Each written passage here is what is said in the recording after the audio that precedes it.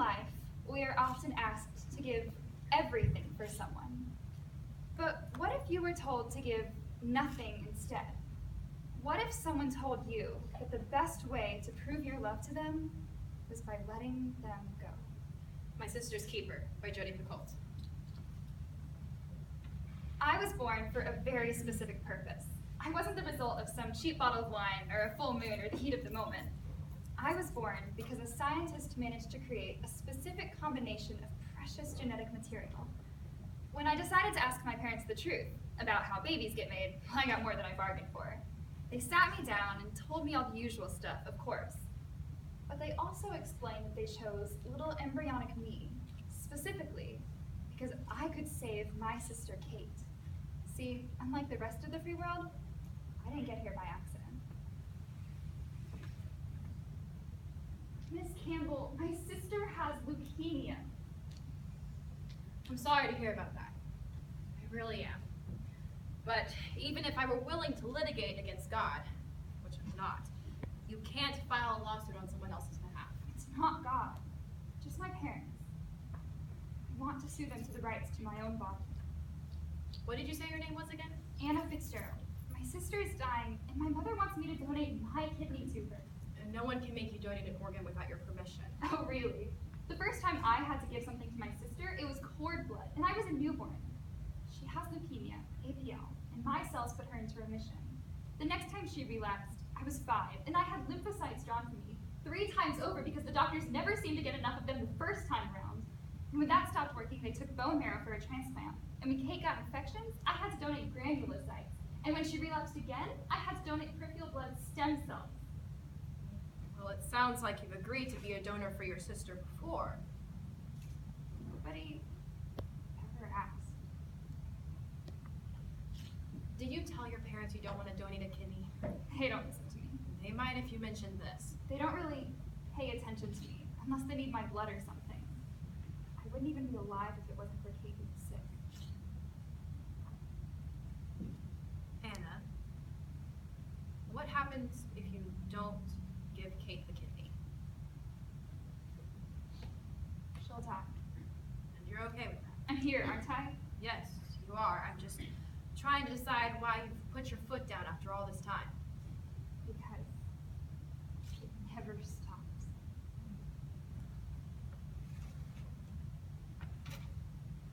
Time to earn a living, Miss Donatelli. What's going on?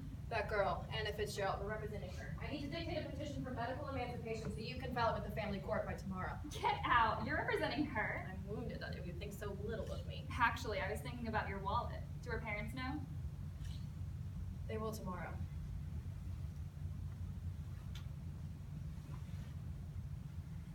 Anna, why did you want to file this petition? She asked. Who asked what? My mom. For a kidney.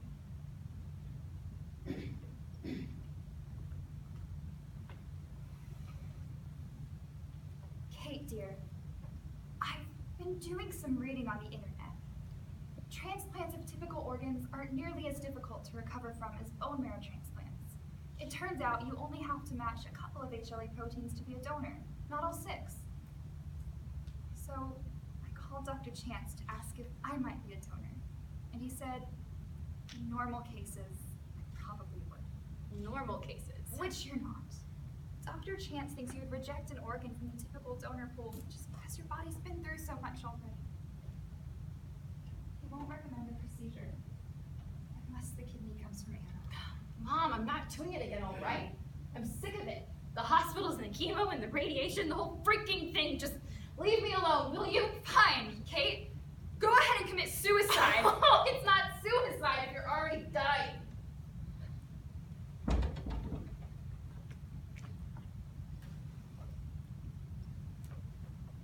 Anna, did you ever tell anyone that you didn't want to donate this kidney? Did you decide to file this lawsuit all by yourself? I was kind of convinced by someone. Anna, who convinced you? Kate. Kate asked you to file this lawsuit for medical emancipation? Not quite. Can you explain? She didn't asked me to file the lawsuit. Then what did she ask you? Anna, what did she ask you? Anna, you're going to have to give us an answer to this question. Fine! She asked me to kill her.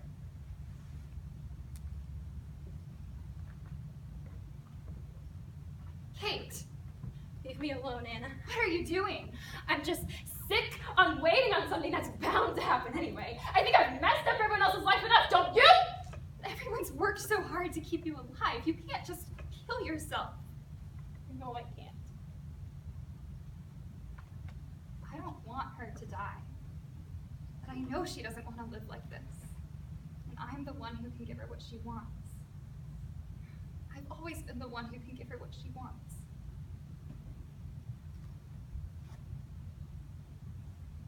Do you think it would work? A kidney transplant? It might. Don't do it.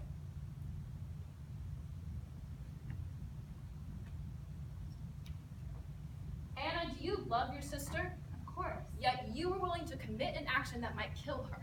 It was so she wouldn't have to go through it anymore. I thought it was what she wanted. Anna, what made you think that Kate wanted to die? She said she was ready.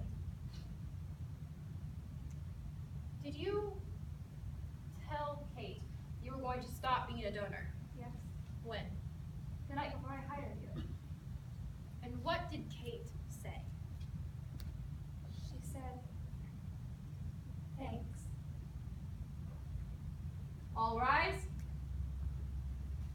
Be seated.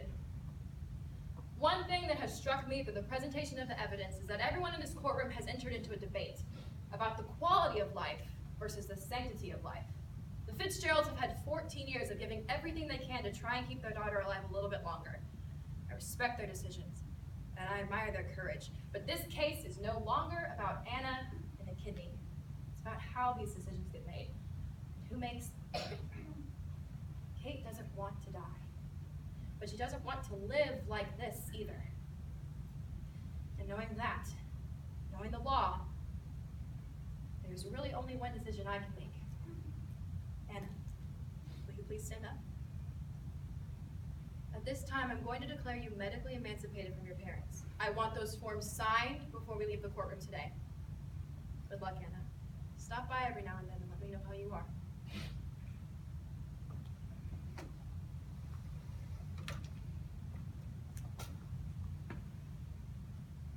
Campbell, I've been medically emancipated for a whole half hour now. What do you think I should do? I just fought very hard for your right to choose, so I am not about to tell you what to do. Great. Now I don't even know who I really am. I know who you are.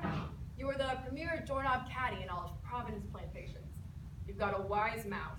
You pick the crackers out of Chex Mix. You hate math. And do you like boys? Some of them are okay. What are you going to do next? I may have to take on a paying case. What you said on the trial? Do you really think I'll be amazing in 10 years? Yes, I do. I imagine you'll be painting him a march here, flying fighter jets, or hiking through undiscovered countries, or breaking boys' hearts. Maybe all of the above.